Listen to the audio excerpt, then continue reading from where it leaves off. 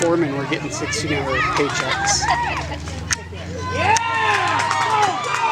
And they paid me okay, but it was all straight salary, and I was making, I don't know, 40 a year starting out, which was better than I could make going to work for an engineering company. Yeah.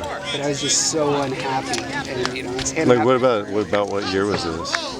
I graduated college in '98, so I was working for him in '99. Okay. So you're just a few years. Actually, I graduated from high school in '98, and I took 5 years to I graduated high school in '94. Okay, and I took 5 years to get my degree, so I started in '03 for the civil firm. Yeah, I could have made so much more money staying with the contractor.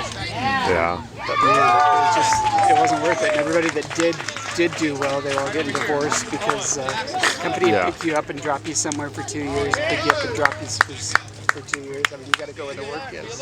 Yeah. My buddy, he left our firm.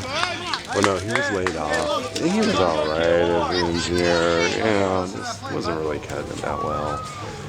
But he was sharp enough, just lazy. He was going through a nasty divorce at the time and everything. Nothing was going right, I mean, for him kind of thing. And he took a job. Hey. For a land development firm, or for a developer, so for a home builder. Okay. And this was only a few years ago, maybe 2011. Okay.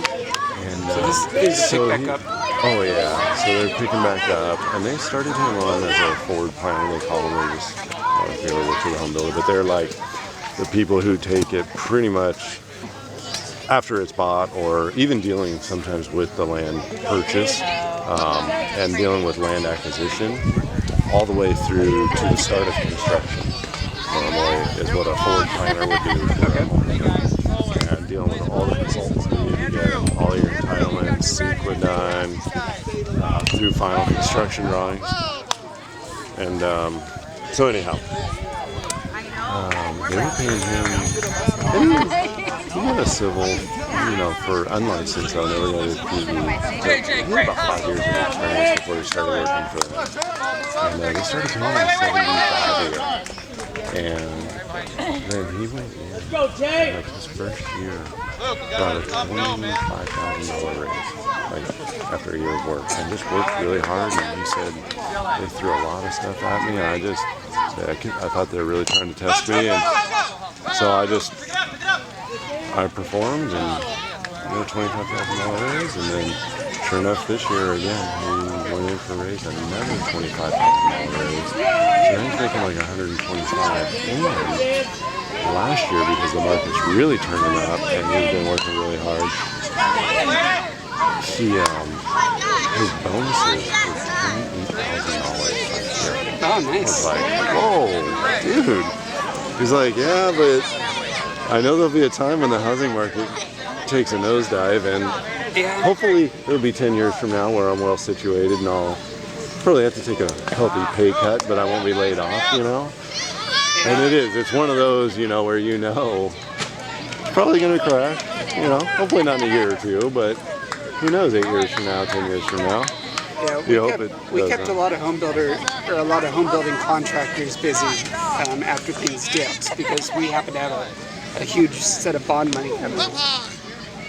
And so, I mean, if you know enough to move over to a different type of work, you're going to be all right. If you focus really intently on one thing.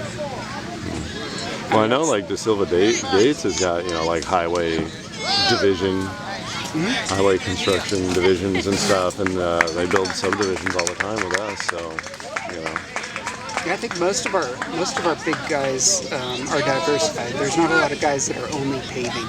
I mean, there are. Yeah. Oh, no, I love working with Tykert, and I know they built like the 2 overcrosses up here above Tykert does a lot of work for us too. Oh yeah. Oh, I work heavily with their Woodland office all the time. What do you think of them as a contractor, though? I mean, they're good. Nobody, there's only a couple that we actually had problems with, and when I was working in our headquarters construction office, and the bad thing is over the last 7-8 years we had